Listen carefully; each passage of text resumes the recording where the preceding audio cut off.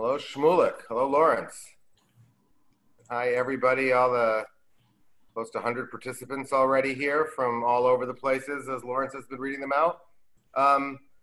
Lawrence, were we not going to update them a little bit about our successful hunting campaign, or so far successful hunting campaign here in Israel? So far so good. So last time we spoke a couple of weeks ago, we briefly touched on our campaign to ban hunting, or to ban legal hunting in Israel, and to tighten the enforcement of illegal hunting of gazelles and porcupines and hares in Israel. And we've got about a day to go on our fundraising portion of the campaign. And we've raised nearly $250,000 shekel. And as a result of that, we have started a very high-profile campaign, one of our highest-profile campaigns in recent years, on the sports channel, because I guess the slogan for the campaign is swimming, tennis, basketball. They're sports. They have consensual participants. Both sides want to play. Hunting isn't a sport. You know, the animals don't want to participate. They don't have a choice. They're just shot at by humans, and we don't consider that a sport. So the campaign just started in time for the Champions League, which is the biggest European soccer competition. And also we're really excited to see some high-profile people, including Judy Seller, the tennis player, who shared a post about the campaign. So we're really, really excited to see that we're getting traction. And I'd like to thank everyone who support our work and supported this campaign specifically. And you'll hear more about it as we go forward. Like the bill has been put forward in the Knesset, but for those who have been following Israeli politics, at the moment it doesn't look like our parliament is much longer for the world. So it may well be going back to elections, which obviously will complicate issues to get a law passed. But we'll see how it goes, and a lot can change in the next 2 weeks, as many of you who follow any politics knows. So we'll have our fingers crossed that the Parliament will continue, and we can get the law can go through the process as it is, and there won't be a delay. But otherwise, we'll keep you up to date. And back to Jay. Thank you, Lawrence. Just want to tell everybody that the reason we began this hunting campaign now is because our hunting season officially begins September 1st. We wanted to get out there and affect public opinion, and hopefully, ultimately, and hopefully soon, actually affect the legislation and change the laws that govern this country, as we did, for example, recently in the entire fishing industry. So we're successful, that whether or not there's going to be elections again this year, oh my God, we're truly affecting public opinion, as Dan alone said to me when we began this campaign. First we have to explain to people there is a problem with hunting in Israel, because there truly is, with the birds and mammals that are being killed, and then we have to explain to them why they have to do something about it. And so far we've successfully done both of those things. Dan wrote about that. Dan alone, the head of our BirdLife Israel, in a letter that you all should have received on Friday, an email. We didn't give that too much play in the States, though, or abroad, because it really is, at the moment, an Israeli issue. But we hope that our climate change goals and our land use goals are similar to those in the Western countries, but we're not advocating banning of hunting in the United States. I say that as an American. There's enough issues of contention there. Anyway, speaking of America, thank you guys very much in North America for all your support, the rest of the world as well. But in the States, in New York and in Toronto, we have offices, our American friends and our Canadian friends, and hardworking individuals there that can answer your questions locally and work to support our work here. And when we get to the States and through these Zooms, help to spread the word about what it is that we do. Appreciate very much. 2,000 licensed hunters. I see Lawrence is already answering a question about who the hunters are. They're largely the Druze population, not exclusively, but that's the center of the hunting community in Israel. And we do understand that it's less popular in this generation than the older generations of Druze. So, and it is, for Israeli society, it's a minor issue. But for the tens of thousands of quail and ducks and other animals that are killed every year, it's not a minor issue at all, nor for the habitats in which they live. So anyway, thanks everybody for joining. Up to 120 people already, yeah, people. Nobody realized it's an issue in Israel too. All of my friends didn't realize it's an issue. I'm reading the comments as they come in. Anyway, speaking of mammals, Shmulik is one of our funnest and most favorite professionals here in SBNI. If you haven't been out on a night walk with him to look for some mammals, even right outside of Jerusalem, you're missing something. A real expert and a real asset for us and for the state of Israel. His knowledge and hard work to protect the mammals of this country, their habitats, to understand them and to better their conditions and better our conditions. Shmulik talked previously in the early weeks of COVID about mammals in general, and today's focusing on that special little mammal that is so misunderstood. But we're here to explain the bats today. So Shmulik, thank you very much. Looking forward to it. Yeah. Thank you, Jane. Thank you, Lawrence. And I think we'll start immediately. I'll just open it. It will take a second.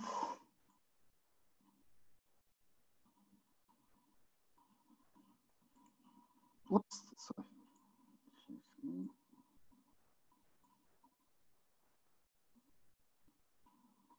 Just need to make sure also share computer sound. So again, thank you for the opportunity to talk a little bit about creatures that I really adore and love, about the pets. And I'm heading the mammal department of the SPNI. And you'll see in a few minutes how many species we have in Israel of mammals. 1/3 of these species are pets. And actually, although I'm a biologist and ecologist and I work in the field for many years, Shmulik, come closer to the microphone a bit. You're a bit muffled. Okay, now better? Yes. Okay. So talking about bats, we have in Israel, I would say a lot of mammals comparing to other places in such small size, comparing in, for example, to Europe or to even America. Our small size nation is having a lot of species, many species of mammals, and that include also bats. And although I work with animals, not only bats, not only mammals, for many years, only recently, the past 10 years, I was getting to know these fine creatures. And I hope that I can share some of the enthusiastic that I feel for them also to you. But I always start the presentation with a small slide. The guy on the left holding the owl, not a bat, but an owl. Shmulik, it sounds really hard to hear. Like it, I think it might be your internet connection. Now can you hear me better? Yes. Yeah. So sorry. Sometimes it's happened. There are a lot of people listening. So talking about the bats, I'll start with a small slide talking about a guy, the one on the left holding the owl. His name is Shmulik Lando. He was one of our researchers, passed away a few years ago, and I'm always dedicating this lecture in honor for him. Unfortunately, Shmulik Lando is not anymore with us, but now getting back into bats. So this presentation is prepared by Eran Levin and myself. Eran Levin was my former colleague who worked at the SPNI, and Eran Amichai. Both are now doctors at the universities, one in the United States, one in Tel Aviv University, but they are still good colleagues of mine. And this talk is going to be about bats. So before I explain you about the bats, I want to show you a small movie, which was taken from the net, actually. You can see a lot of them. YouTube showing or demonstrating how these fine creatures, these amazing creatures are hunting at night. It was taken in a laboratory with completely dark atmosphere. There is no light. The only light which you can see for the movie itself is an infrared light. So the bats cannot see it, other creatures cannot see it, only the video camera can. And see how a bat is hunting a moth.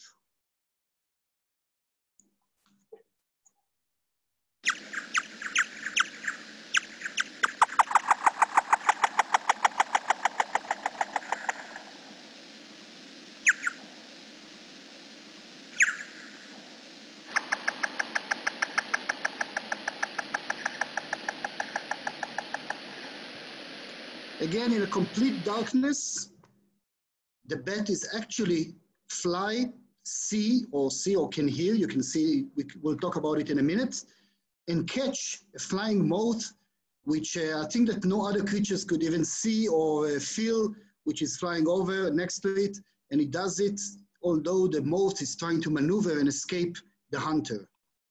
So what are the bats? Bats are called in Latin or in scientific names, Chiroptera. Actually, chiro is a hand, ptera is a wing, and you can see immediately why they are called like that. You can see the wing of a bat, and it actually looks like an arm of a kid or a child. But the only difference is that it's got a membrane, which is surrounding it and make it a wing. And also the fingers, the digits, are very, very long. I always tell my children that if I had a finger like the bat, I could touch them just by sitting on the couch on my salon and then reaching with my finger to the room of their door, knocking on it without even moving from the couch. The only finger which is out of the membrane of the wing is actually the thumb, like in Facebook. Always thumbs up, bats are always happy, and this is the only 3 digits, or the finger, which is out of the membrane, which combines and creates the wing. So bats, or Chiroptera, now we know that they are called like that, is an order of mammals, meaning that they are warm-blooded, the females produce milk, they have hair, not like me, much better hair, or even a fur, which is covering their whole body. And there are more than 1,400 species in the world. Altogether, in the world, we have about 5,000 species of mammals. So I would say that even something like 1/4 of each mammal in the world is actually a bat. We can find them in all continents but Antarctica, and it's easy to understand it. So Antarctica is too cold for them. They are mostly nocturnal. You can find them in a variety of habitats, from deserts to swamps, to cold weather climates areas, and also in forests all over the world. So they inhabit a variety of habitats, and they are actually the only mammals which can actively fly. There are other mammals who can glide, other mammals who can jump, but the only mammals who can fly are bats. And as a joke, I always tell my colleagues which work with birds that actually bats fly better than birds, because they can maneuver easily, and some of them can fly even for very long distances in order to migrate, find food, or any other business that they would like. So it's a mammal who can fly. It's not a mouse, it's actually a pilot. And their life is quite strange. When people were looking at bats at the old history, at old times, they did not really understand them, because at night, most people could not see anything. And even today, I always amaze people by showing them that they have bats all around them.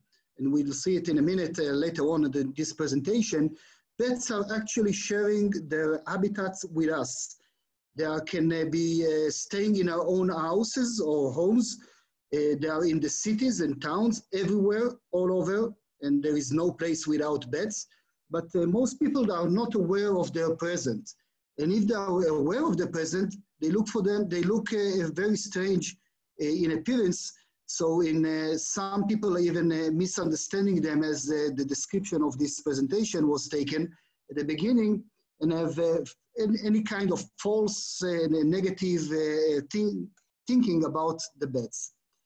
So one of the things that's always amazed me is the fact that when you go into a cave or a place where bats are staying, they are always upside down. Even Google services for pictures is always making this mistake. Every time I take a picture of a bat, it always suggests me to turn or flip the picture upside down, because the head is down and it's not, at least by Google, it's not normal. So why bats are hanging up with their heads down? These are very small creatures in many cases. You'll see later on one of the pictures that they are actually tiny mammals in some cases. They need a lot of energy in order to fly. As we said, they are warm-blooded. And everything they are doing is according to energy saving, energy consumption and energy saving. And in order to fly, they need a lot of energy. And in order to take off from land, from the gravity of our Earth into the sky, they need a lot of energy. And in order to save some of this energy, hanging up upside down is saving this energy, because all they need to do now in order to start flying is just leaving their legs, open their fingers, and fly into the sky. So usually when you'll go into caves, you'll see the bats are hanging and sleeping upside down. They don't need any energy in order to hold by the legs on the ceiling, because all the weight is carried by not the muscles, but by the skeleton.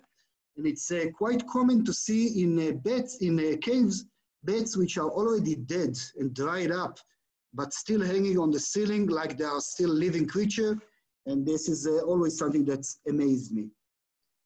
There is a phrase in English, blind as a bat. Are they truly blind? Well, now you can see on the picture, which is taken from Africa, actually, these are not blind creatures. They have eyes. Most of the bats I know can see very good. They have very good and clear vision.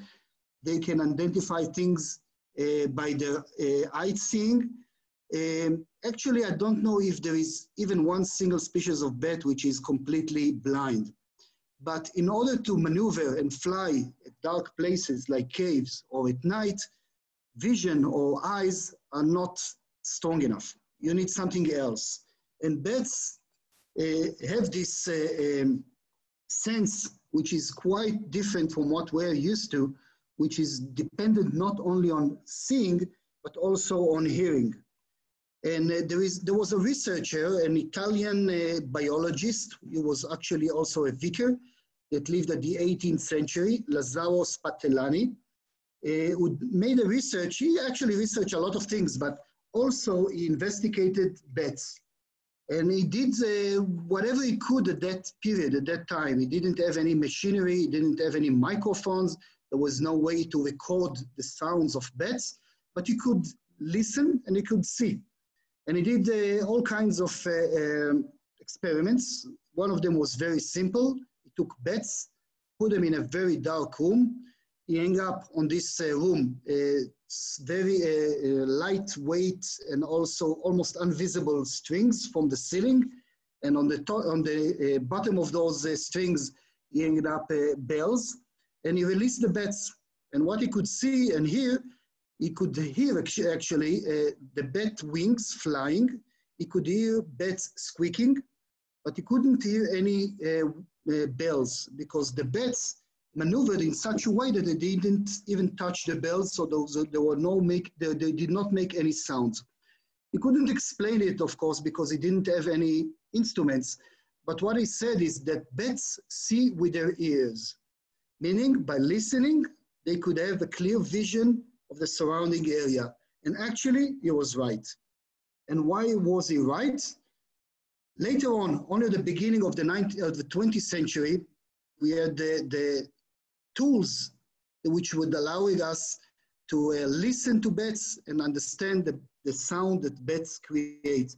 And it's very similar to the sound I'll hear you in a minute.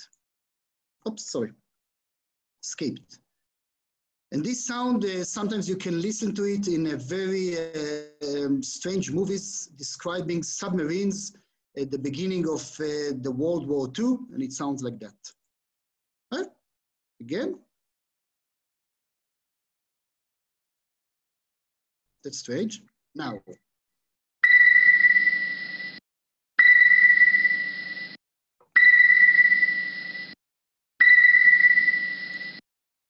And what does the sound is? It's an echo.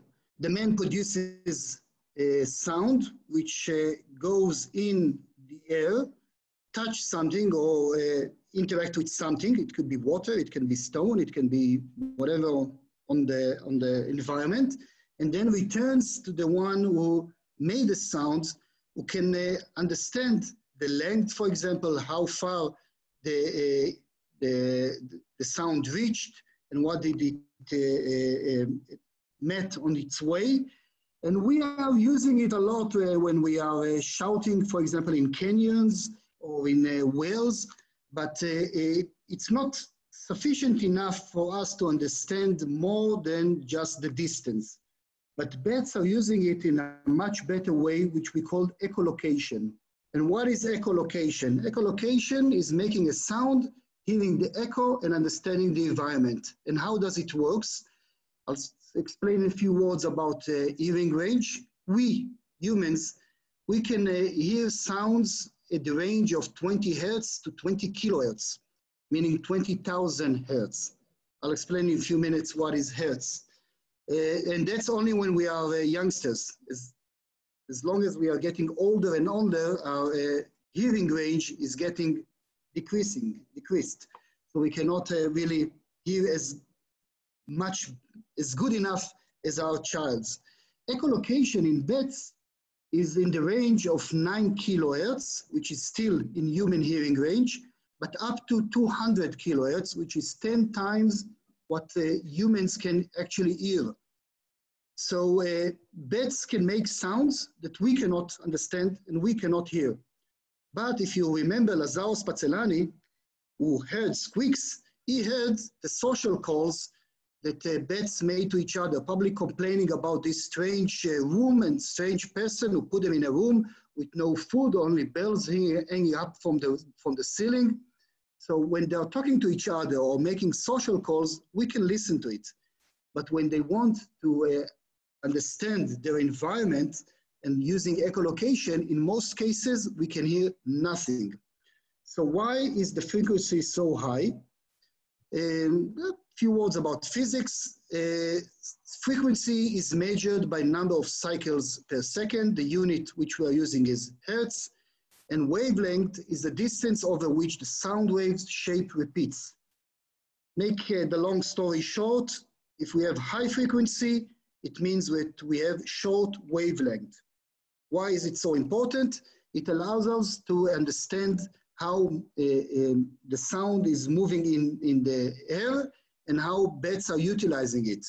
Just as a small phrase in between, we can now, unlike Lazaro spallanzani at that time, we can now describe the sound that bats are making by recording it and making a sonogram, which is a visible description of the sound. And now we know today that each species of bat has its own unique sonogram, and it allows us to identify species of bats just by listening to them. So we are using a lot of our research. In a lot of our research, we are using recorders which are placed on the free range areas, and just recording bats which are flying over. And by looking at the sonograms later on, we can see what species of bats were moving above the recorder. So for example, here, you can see a bat which starts its sound in almost 120 kilohertz in a very parallel line, and then it goes down. This is a species called Celia tridens, who lives in the Jordan Rift Valley. And this is, for example, a very known species in Israel, pipistrelle Kuhl, which starts almost 60 kilohertz and then going down like a symbol of a V that a teacher is placing on the notebook of his student. So each bat has its own unique sonogram or description of sound, and this helps us to identify the species. So back into physics, high frequency meaning short wavelength, as higher as your frequency that you are producing, then better resolution you can get. The high frequency also requires a lot of energy.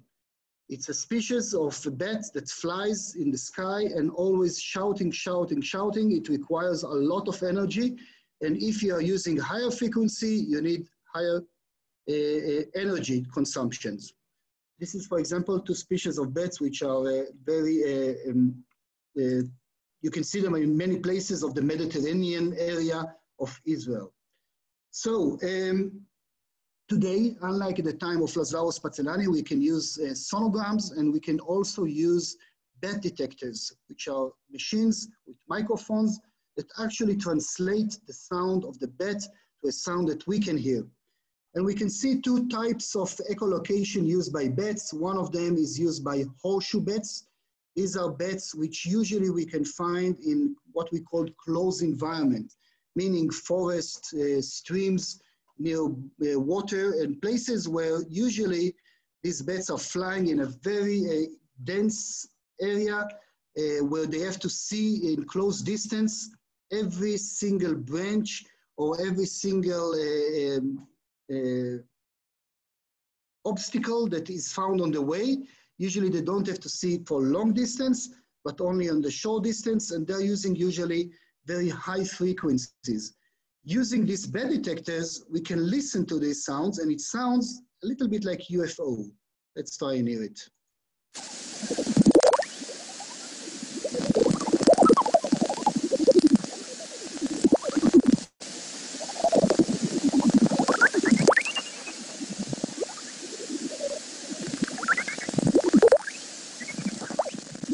The sound is produced from the nose, not from the mouth, but from the bottom of the mouth, but through the nose.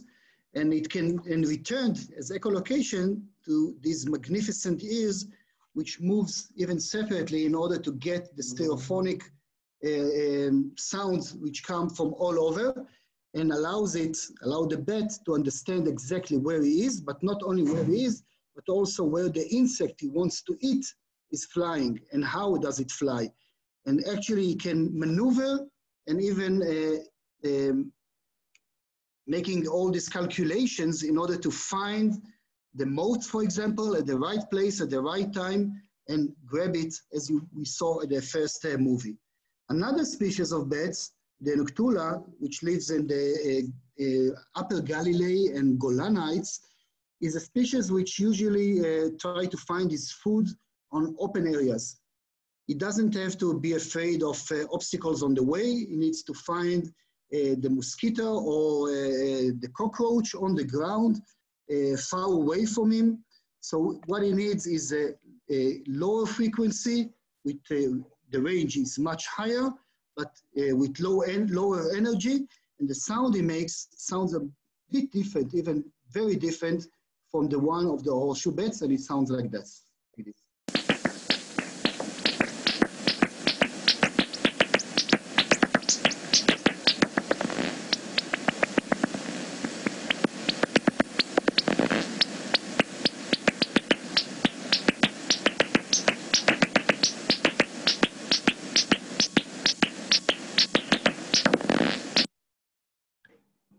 I guess you heard also the sound, sometimes there were clicks, but also from time to time there was a sounds like, this sound is actually very fast and rapid calls which are made in order to catch something which is flying on the air or moving on the ground. We call it the feeding buzz.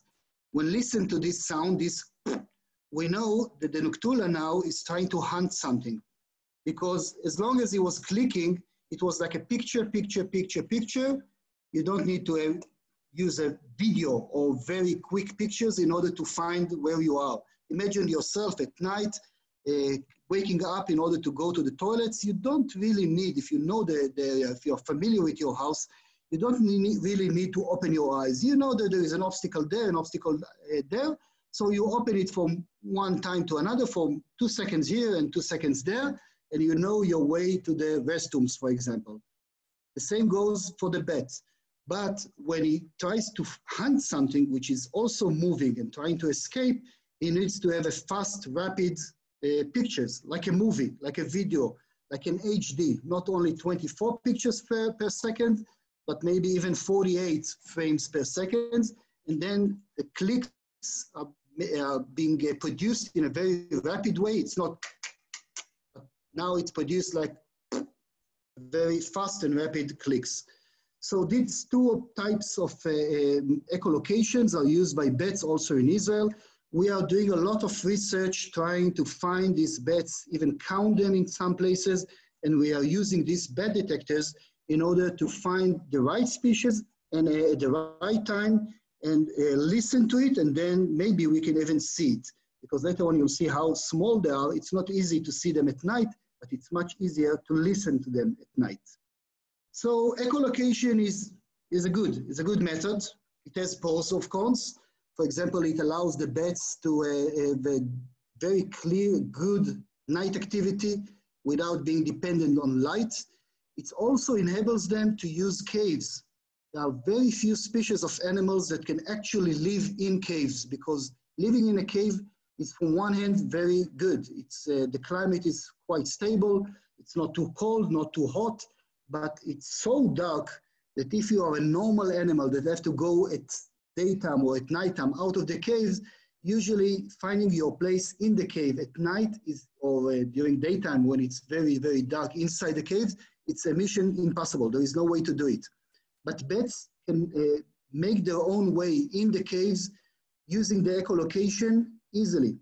So it becomes a very good house for them, a very good place to stay, even during cold days or warm days, because the caves is almost the perfect shelter. Later on, we'll talk about COVID-19. You'll see that there are also cones in that, but but the bats managed to find a solution even for that. Using echolocation, I also have cons. First of all, the energy consumptions. I'm talking for maybe 15 minutes and I'm already tired.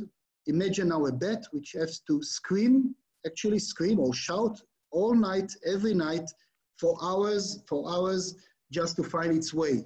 It consumes a lot of energy. So flying and shouting, meaning that the bats have a very high energy consumption and they need to get a lot of food in order to supply with this energy consumption. It's also an active system. If you shout, maybe someone can hear you. So for example, some of the moths which are being predated by bats manage to find ways to listen to the sound of bats, that the bats producing. Moths and other insects do not have ear like we have, but they can sense the vibration of the sounds moving in the air, and some of them manage to find ways to listen to the sound of bats and manage to escape bats as soon as they hear them. So there is always a kind of a war where bats are trying to find new methods and the predated animals are trying to find also new methods in order to escape being predated by bats. But active system, as long as you can hear it. We, as humans, we cannot hear the bats. We have two suborders of bats or Chiroptera, as we described earlier. In Israel, we can see the representation of these two suborders. One of them is what we call in Israel foot bat, but actually they are called Microchiroptera, meaning large bats, because they are large, much larger than the smaller bats, which we'll see in a minute. What is large? The maximum weight of Microchiroptera in tropical areas is about a kilo and something. In Israel, they weigh about 130 grams, meaning maybe 2 pieces of bread altogether. But they have quite a large wingspan of about 70 centimeters, so they are visible at night, easy to distinguish. Most of the Microchiroptera are using their visibility, the vision, much better than other species. So some of them are partly diurnal. You can see them even active at daytime. Most of them do not use echolocation at all. The species that we have in Israel, the Egyptian food bat, do use echolocation, but in a very, very simple way, not making a sound from the sound strings, but from by using a clicker. They are clicking with their tongue on the jaw, so it sounds like. And these sounds which they produce allows them to find a way, not in a very dark places, but in regular nights. Usually we can find them in open of the caves, not inside the caves, but on the entrance to the caves, or in shady places, maybe deserted houses and buildings, but not inside, deep inside the caves where it's too dark and almost invisible. So we have one species of this Microchiroptera, the Egyptian food bat. Once it was very rare, almost impossible to see it in Israel. But now today, this is one of the most abundant species of bats in Israel. They can be found everywhere. I think that partly is can be partly been suggested to the fact that we, as Israelis, as Zionists, planted a lot of trees, developed the agriculture, and also produced a lot of opportunities for the food bats to find food. Just imagine 150 years ago, Egyptian food bat trying to find fruits in Israel. It was almost impossible. So today, when we have fruits everywhere, when we have flowering gardens everywhere, they have a lot of food, a lot of opportunities, and they can be seen from Eilat almost to the Hermon mountain, in every settlement, in every village, in every city, in some places even causing damage, especially by dung, which is been spread all over while flying. But that's something else. The other order, suborder, is the small bats, or Microchiroptera. They are smaller in size. We can find them all over the world. We call them in Israel insectivore bats, but actually they are not only feeding themselves on insects, they are feeding themselves on a variety of prey. In Israel, mainly arthropoda, meaning insects, spiders, and other creatures, and they're all using echolocation. For example, the one on the hand on top is a long-wigged bat, which is be found in the northern part of Israel. There is one cave near Mount Meron, or in Mount Meron, called Uta Jarmak. Uta is a very hole, it's a very steep or a deep hole in the ground, which is produced, of course, naturally by erosion. And this Uta, it looks like a chimney, which is 157 meters down into the mountain, and it's hosts about 2,000 long-wigged bats, which we counted this summer flying out of the cave in less than half an hour. It's quite an amazing experience to see these thousands of bats leaving the cave in less than half an hour. Quite interesting. So how small are they? They are very small. For example, this is not an Israeli species. It's called a bumble bat. This is the smallest bat in the world. And you can see that it's quite a tiny creature. We have in Israel some species which is not far away from this bumble bat. It's called the Bodenheimer bat, living in near the Dead Sea. And it's a tiny creature, not more than 2.5 grams per individual.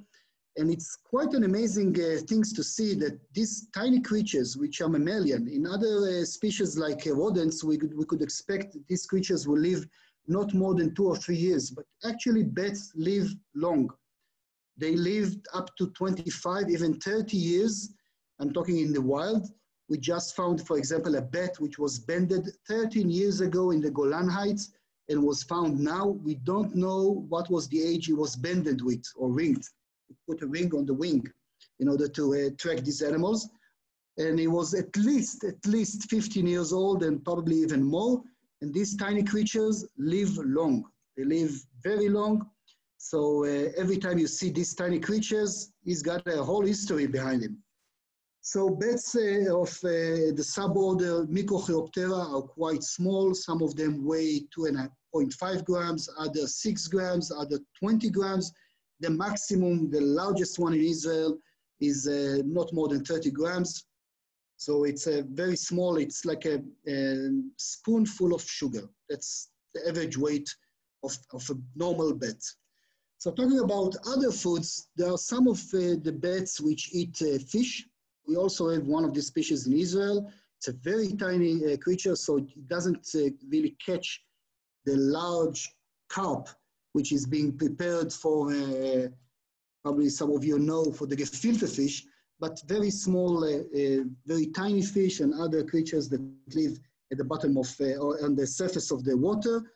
But there are bats who are eating fish, and other well-known are eating also blood, like the vampires. We don't have vampire bats in Israel, only in South America and Central America, but horror movies made on Dracula and these vampire bats created quite a bad stigma on bats in general. So, of course, we are trying to fix this out. And actually, about vampire bats, they are very social creatures. For example, vampire bats who need to lick or suck the blood in order to live from other mammals usually can get blood every day. If they don't get blood every day, it's a problem. If they don't get blood in 2 days, they might die out of starvation because blood has no high nutritional value. But still, not many bats are dying out of starvation because those who manage to find blood, especially females, are going back into the nest, if you can call it, meeting the other bats together in the same place, and they are filling their mouths with extra blood and supplying those who did not manage to be lucky enough and find their own blood. So these are quite interesting creatures. The only problem with that is that they can also transfer rabies from one mammal to another. So this is why they are not a very popular species of mammals in Central and South America. But talking about these horror stories, what are bats good for? They are actually very good for a lot of things, in both ecologically and also in terms of financial needs of our own, for us. First of all, they are spreading seeds, especially those fruit-eating bats. By that, they're enabling trees and other plants to produce themselves in other places. They are pollinating flowers, and mainly they are controlling arthropoda populations, and by that, manage to minimize the pests which are causing damage to our crops. Some places estimated the value of bats by billions of dollars in terms of saving the use of pesticides, both in terms of direct money spent on pesticides, but also in the damage which is caused by pesticides. So if we have bats around us, we can save our own lives and we need to protect them. This is, for example, a colony of bats. And this is always remind me that these bats, for example, are being found everywhere. I'm always telling people in Israel, listen, they are among us. And until we describe them, the fact that these bats are among us, they do not really understand it. For example, I had a nephew, which lives, a cousin actually, which lives in one of the kibbutzim near the central coast line of Israel. And this cousin found a very small bat, gave it milk for 3 days because she thought it was maybe a baby of a food bat, which fell out from his mother. And after 3 days, the bat died. So when she asked me, why did it die? I asked for a picture to show me which kind of bat was it. And I found out that it was one of these tiny insectivore or Microchiroptera bats. So what actually she did by mistake is drowning an adult, very adult maybe even bat with milk, which she didn't need to use. So when I told her it's a Microchiroptera, one of the insectivore bats, she did not believe me. And she said, we in the kibbutz, we don't have Microchiroptera, we have only the large fruit bats. So in 2 minutes of wandering in her house, I showed her that actually she has a nest of, if you can call it a nest, or a place where about dozens of bats live in her house without knowing it, flying every night to catch all the insects which are around her house. Since then, this cousin is just an admirer of the bats, and every night she watched them going out of this crack which is in her building. So bats in Israel, as I said, even almost 1/4 of each mammal in the world is a bat. The same goes for Israel. We have in Israel about 33 species of bats. 1/3 of each Israeli mammals, we have a little bit more than 100 species of mammals, is actually a bat. Only one of these 33 species is a fruit bat, larger bats. The other are small bats, 32 species. Most of them, 29, are threatened either locally or regionally, meaning that they are in danger of extinction from in various degrees and from different reasons. All, now we can say all, are protected by law. Until 6 months ago, the food bat was considered as a pest, and it was not protected. Since December 2019, this species is also protected, and now we are at the same line with other countries around us which protect this species. Although it's abundant, it still needs to be protected, especially in the caves and places where they are roosting. Some of them are really, really, really rare, like the Egyptian tomb bat. This is a species which is, as you can see from its name, coming from Africa, actually, from Egypt, going all the way to the north, into the central of Israel. And we are probably at the tip of its northern distribution map.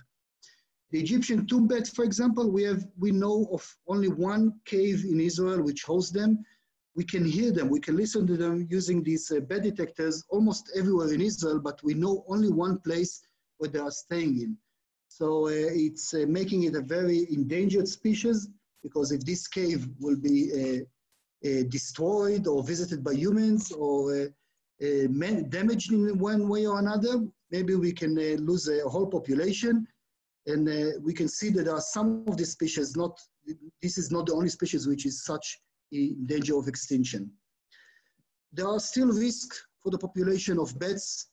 Until 40 years ago, Egyptian food bats, which were considered as pests, were poisoned using this terrible poison called gamaxon. Farmers used to throw these cans which contain the chemical which kills the bats into caves, trying to kill the creatures which are considered to cause damage to their crops. But now we know that actually they did not. They need to eat fruits which are very almost rotten, and not not as they are picked up today, almost not prepared, in order to keep them in our grocery shops for a few days until they'll be prepared. But by doing so, not only food bats were damaged, but also a large variety of insectivore bats. So luckily, not even luckily, because we are smart enough to stop it now, this use of pesticides is illegal in order to deal with damage caused by bats. Other risks are the growing energy industry, especially wind turbines. Wind turbines all over the world are killing animals flying animals, birds and bats together. In Israel, we have only 2 farms which are active today. One of them is causing a lot of damage and killing a lot of bats, much more than expected, and we are doing our best efforts, first of all, to stop all the wind turbines which are placed in very sensitive areas, but also to find ways in order to allow the wind turbines to work without causing damage. The picture on the left is one of these Egyptian tomb bats, which was found dead underneath one of the wind turbines near a Mount of Gilboa. The other risk is caused by pets. Remember my cousin at the kibbutz? The number 10 suggested another picture she sent me a few months ago. A home cat found a way to find the bats on the roof of the house. So every night the cat jumped on the roof, waiting for the bats to go out, and then with his lap managed to grab 10 individual bats in 1 week. Today he's in quarantine from sundusk until it's getting even darker, to eliminate him from catching the bats. But many bats are being predated by pets, especially cats.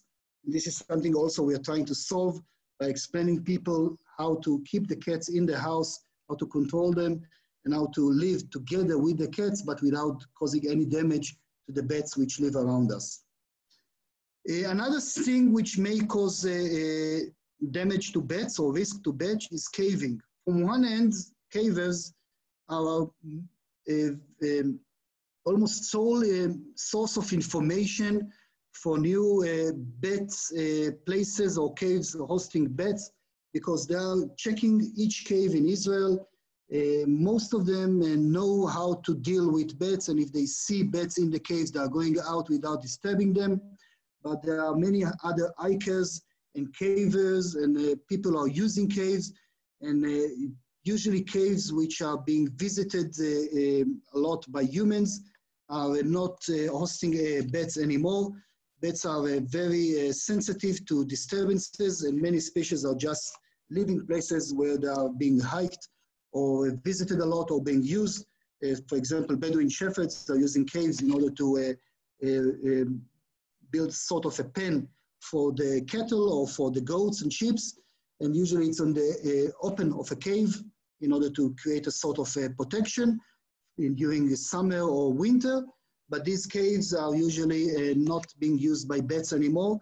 And we can see it widely spread. So many caves are being influenced by humans, and bats are living them. Some other species are very accustomed to live next to humans, like the Kuhl pipistrelle, the same species which you saw before killed by the cat. These are one of the most abundant species of bats. You can find it everywhere in Israel, from Eilat to Hermon Mountain, and it's been even used in order to eliminate mosquitoes in cities by building small bat houses in order to attract them. Not really working efficiently in Israel, but still in some boxes they are being used. And in almost every city, every village, every kibbutz, you can find houses, old houses, mainly, which are hosting these species. Others are a little bit more,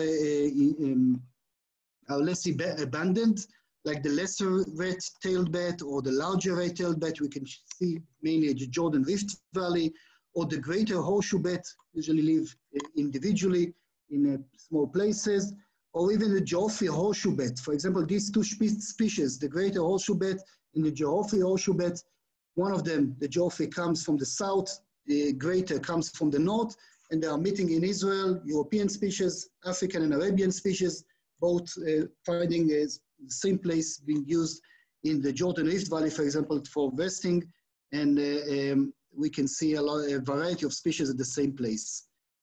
Another nice picture of the larger red-tailed bat. Some people will say it's terrifying, but these are really small creatures, not even trying to bite you when you hold them.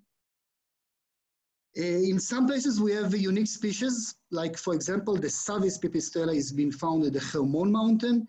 This is a species found in Lebanon, Turkey, parts of Europe, maybe even Greece, and it's going all the way south to the Hermon Mountain. So if you want to see Savis pipistrellus, you have to climb all the way north to the northern border of the Hermon, and we can see this masked bat over there, quite a nice bat. Another larger red-tailed bat. We have a nice project which has been running since almost 2004 in the Rift Valley. Most of you probably know that Israel signed a peace agreement with Jordan in 1995. As a consequences, all the bunkers which were near the Jordan River, used by IDF to protect its eastern border from Jordan, which was considered as enemy until 1995, were deserted. Meaning, what do you mean deserted? Left as they are. In some places, you can still find accessories used by soldiers to live in these bunkers. But since the humans left the bunkers, and since this area has been quite deserted without any or hardly any human visits, bats found it as a very good, attractive place to stay, especially when the natural caves are being used by humans, then deserted bunkers were used by bats. Since then, since 2004 or 2005, when we discovered this phenomenon, we are working together with the Nature and Park Authority and with the IDF, and here you can see soldiers from the IDF brigade of the Rift Valley, in order to make these deserted bunkers a better place for bats. Most of these bunkers have a very smooth ceiling, so bats did not have any opportunities to hang up and find roosting place. So we are actually roughing the surface by using plaster and by using nettings and other devices, and this creates a better place for the beds. And we are monitoring these bunkers since then, and we are seeing that most of the bunkers are being used now by beds, numbers are increasing, and it's become a very good and attractive place for the beds, especially some of them which are quite an endangered species. So some more pictures from the deserted bunkers. The one on the left showing these two Geoffrey horseshoe beds which are sitting on a cupboard sign. Actually, I'm taking this picture every year for the past 6 years, and I can always see the same beds hanging up on the same cupboard sign. So it's amazing how traditional the beds are. On the left, Celiatidens, one of the species which really is endemic for the Rift Valley area.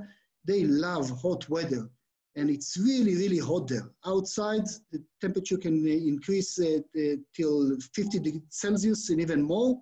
And inside the bunkers, it's a little bit more chilled, but still very hot, very humid.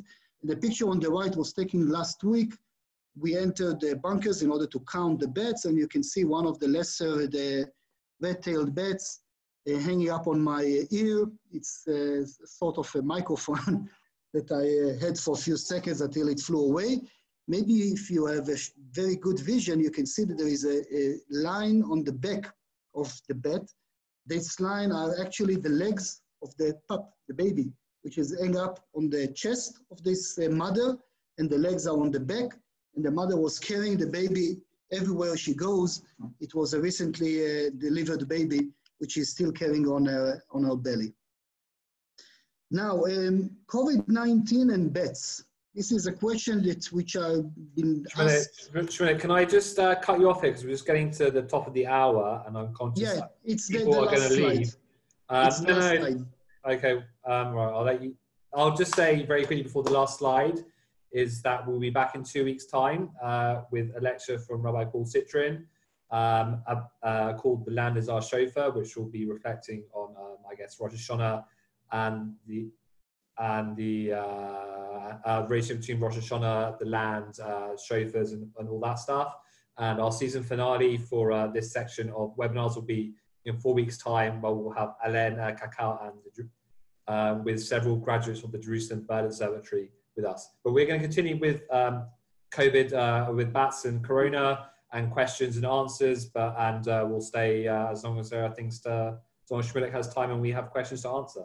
So Shmulik, last slide, please. Okay, so I was asked so many times about bats and corona or COVID-19, and it's actually a very interesting story. Just few words about, first of all, zoonotic diseases. More than half of every disease which attack humans is a zoonotic, meaning spreading from animals to us and back to animals. So the COVID-19 is not an exceptional. It's also a zoonotic disease. It can be moved from animals to us. There is still a mystery which was the first animal who transferred this virus to us, but it's believed it's either the bats or pangolins in Southeast Asia. And it's maybe even can be addressed to both of them, because when we look at the slide on the left, on the picture on the left, the coronavirus is a well-known virus for ages now for us, for humans. And it's a variety of subspecies or types which are moved from animals to us.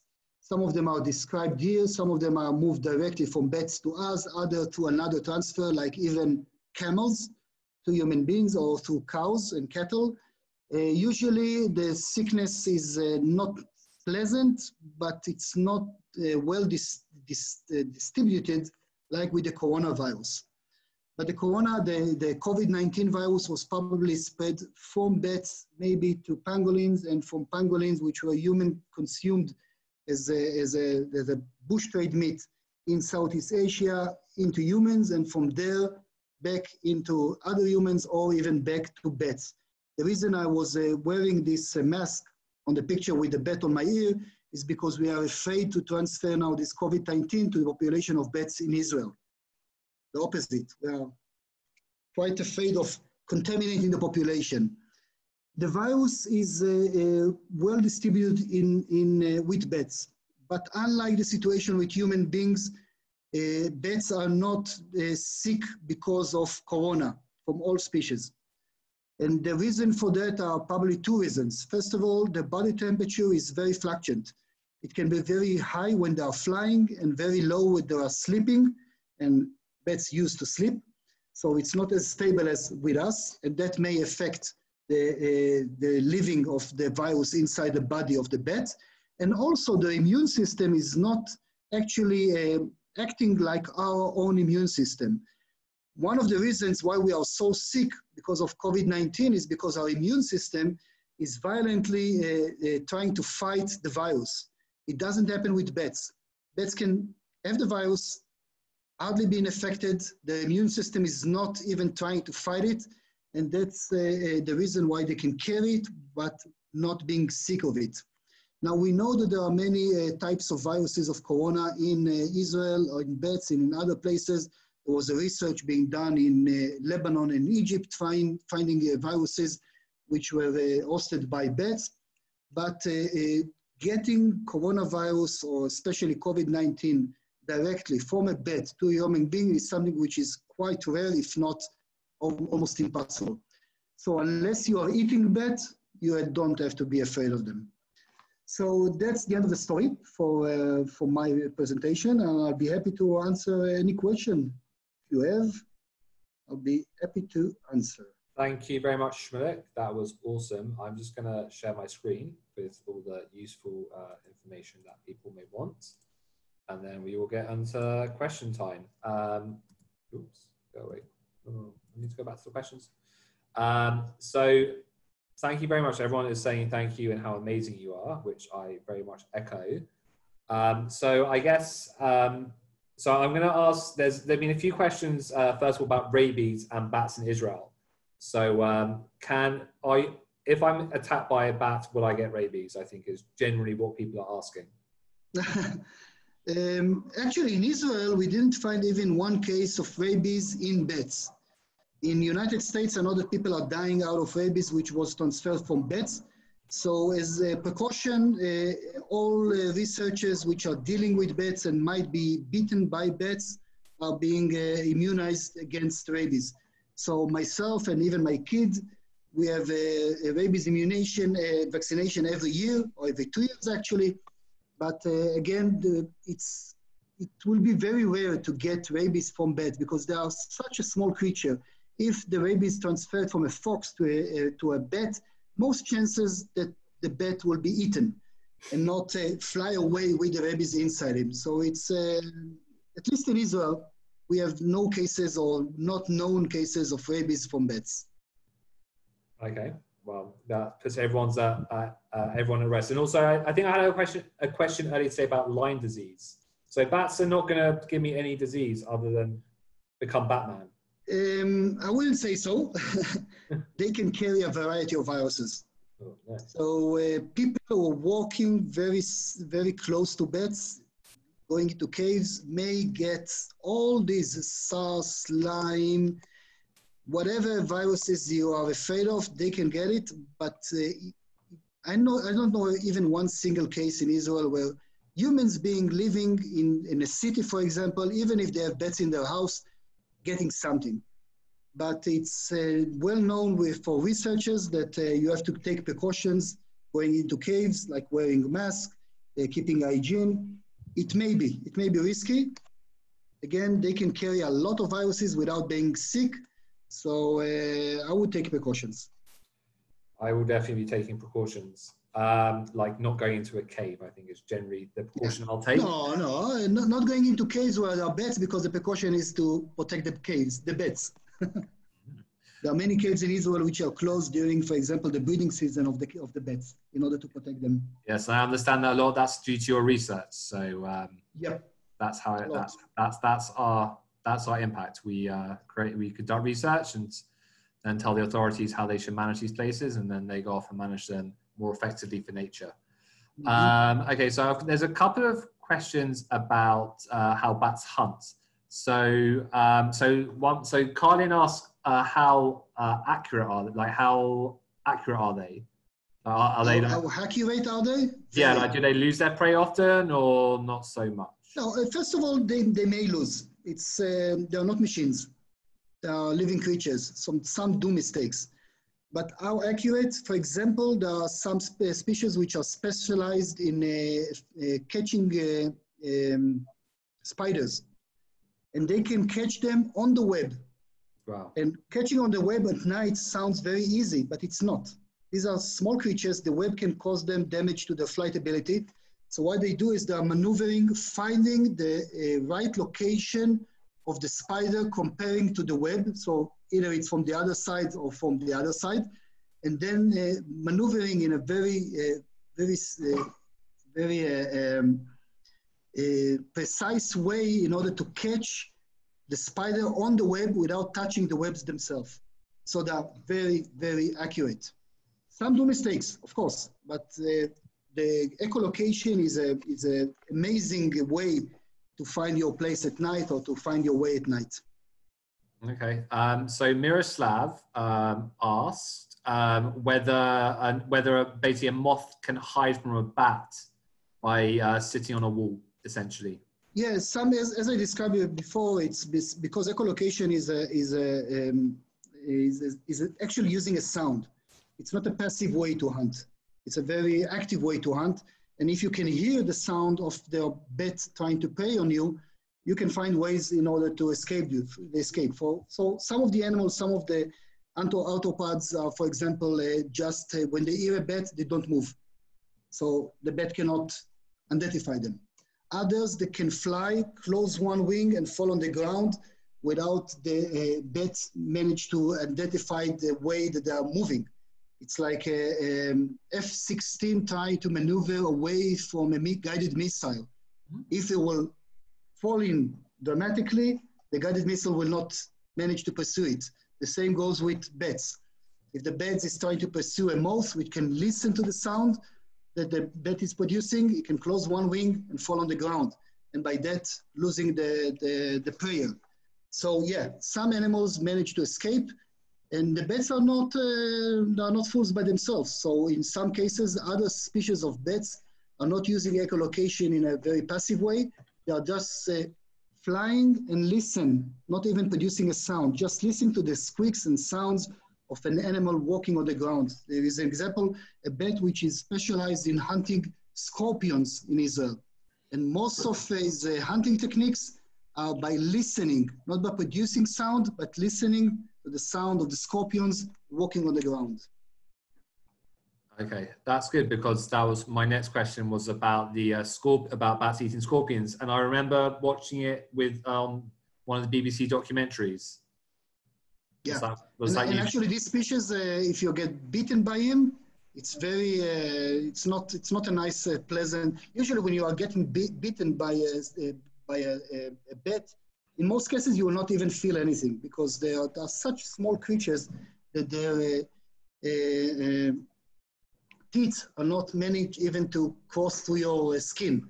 Okay. But this bat, which is hunting scorpions, is also probably accumulating some of the poison of the scorpion. So when you are getting bitten by this scorpion, it's painful, really painful. Okay. Well, another reason not to be another reason not to go near a scorpion. What was I going to say? So the next question, I've had a couple of questions about white-nose fungus. So is that a problem here, harming bats? Is there a problem with bats? No, with the white nose syndrome. Yeah, not in Israel. Yeah. Not lucky us. I'm knocking the wood now. We don't have this problem. It's widely spread in North America. Mm-hmm. It's a fungus which is spread probably also by hikers, by cavers. But till now, we did not see even one bat with white syndrome disease, white nose disease, but we are really afraid that it might come here.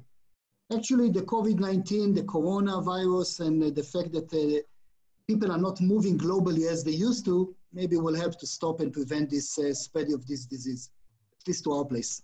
But we are really afraid of it, yeah. Okay.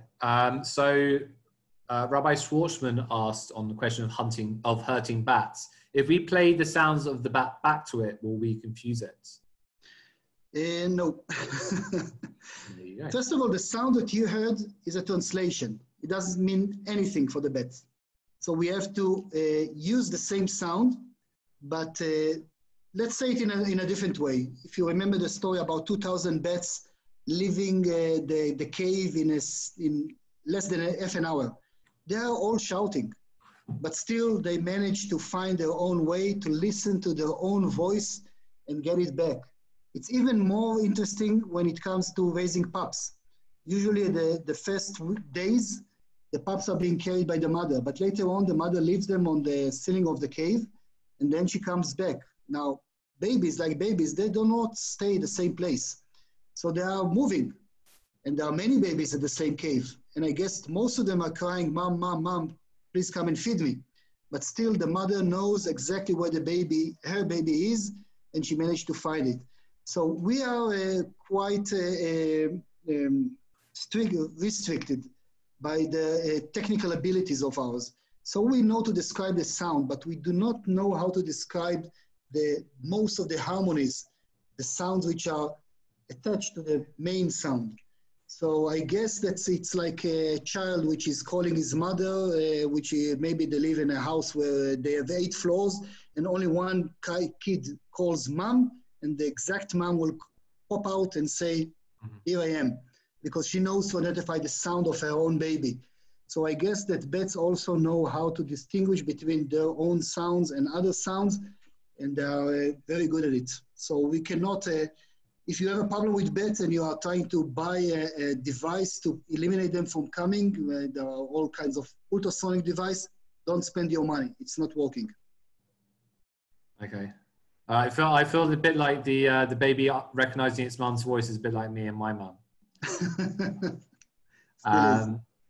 So how many pups do the bats have? Like how many babies? I saw one of those a question about that. Like how many babies do the bats have at once?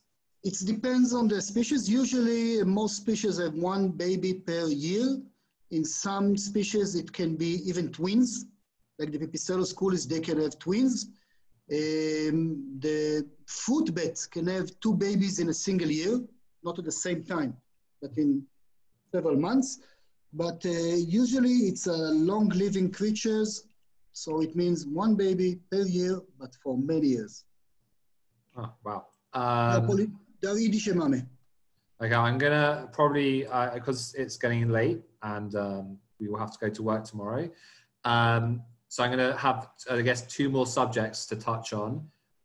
So the first one is about wind turbines. So someone on Facebook asked, can the wind turbine like emit like a frequency to get rid of the bats? And the other question no. And the other question was where, oh, it's easy. And the other one is where all these wind turbines which are impacting the bats. Okay, first of all, trying to get rid of bats in near wind turbines. There are many experiments now been done to find ways to make sure that bats will not be attracted to wind turbines. Some of them produce noise. In some very small cases, they manage to get good results, but for specific species, it's not covering, at least not the population we have. So there is no solution yet. Now today in Israel, we have only 2 wind turbines farms. These are medium-sized turbines. There are 2 new ones which are being built now with very high turbines, 180 meters. But it looks like wind turbines in Israel will not be as distributed in other places. We have sun. So the main way to produce the energy from the nature is by using sun and less winds. Actually, in Israel, it's not a windy country. Okay, that is true, I guess. So I guess the last question that we'll tackle today is, where's the best place to see bats? Because there are some like amazing bat colonies around the world, like in Sydney. Nancy said there's one in Texas. I remember in Melbourne, they will come out like at night. So where's the best place to see the bats? There's the Mexican bat, which flies in hundreds of thousands in the migration season, which is nice. In Israel, there are many places, actually. We don't have colonies with millions of bats, but you can see them in so many places that actually, if I know where you are staying, I will tell you near your house or near where you are staying, where you can see bats. But actually, just go out at night, and if you see a small bird flying at night, it's not a bird, it's not Superman, it's a bat. Lovely. So on that note, I have the privilege tonight of signing off. So thank you very much, Shmulik, for your time and answering your questions. The feedback was probably, I think you may have won the prizes for the best presentations so far. And there's a lot of competition. Thank you everyone for joining us tonight and your questions and your attention. And we really, really appreciate your support as well. If you'd like to support our work and Shmulik's work protecting bats and the other 2/3 of mammals, then you can make a donation at www.natureisrael.org. All donations are tax deductible in America, Canada, and Israel, and England, Britain. So again, we'll be back in 2 weeks' time with Rabbi Paul Citrin, who will be giving a presentation called "The Land is Our Chauffeur." And we'll be back in 4 weeks' time for our last webinar before the Rosh Hashanah and all the Chagim, all the high holidays, which will be with the Jerusalem Bird Observatory and some of their graduates. And we'll see how how all your donations are making a difference, and really a big difference in encouraging and inspiring the next generation of environmentalists, and both researchers and activists. And we'll be back again after Sukkot with back in the end of October. We'll be back with a whole new bunch of webinars. We'll be going back to the Gazelle Valley, and we'll be having different experts coming to join us. Shmulik, I hope you'll come back at some point. I have a few ideas for you. And everyone, thank you very much. Enjoy the rest of your evening, day, whatever. And thank you. Yeah, thank you very much, Shmulik, and thank you, everyone. And thank you everyone for your nice words and quotations. Thank you very much. Thank you, everyone. Bye-bye. Bye-bye.